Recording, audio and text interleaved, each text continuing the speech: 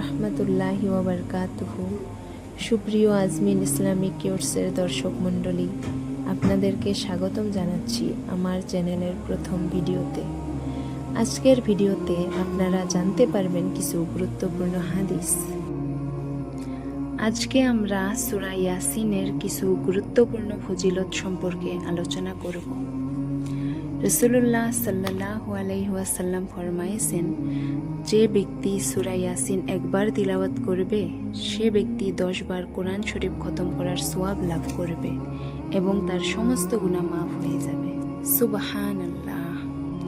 আরও উল্লেখ আছে, রাসূলুল্লাহ সাল্লাল্লাহু আলাইহি ওয়াসাল্লাম ফরমায়েছেন, যে ব্যক্তি এই সূরা নিয়মিতভাবে প্রত্যহ তেলাওয়াত করবে তার জন্য বেহেশতের 8টি দরজা উন্মুক্ত থাকবে। সুবহানাল্লাহ। হাদিস শরীফে আরও বর্ণিত আছে, যদি কোনো লোক রাত্রিকালে সূরা ইয়াসিন তিলাওয়াত করে নিদ্রা যায় তবে সে ব্যক্তি নিষ্পাপ হয়ে সকালবেলা নিদ্রা হতে জাগরিত হবে। আর যে ব্যক্তি এই সূরা প্রত্যহ তেলাওয়াত করবে কিয়ামতের দিনে আল্লাহ তাআলার দরবারে ইহা তার জন্য শাফায়াত করবে। সুবহানাল্লাহ।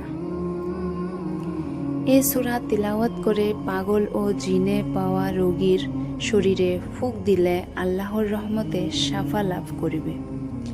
এ সূরা মুমূর্ষ ব্যক্তির শিয়রে বসে তিলাওয়াত করলে তার মৃত্যু যন্ত্রণা লাঘব হবে এবং কবরের নিকট তিলাওয়াত করলে কবর আযাব মাফ হবে।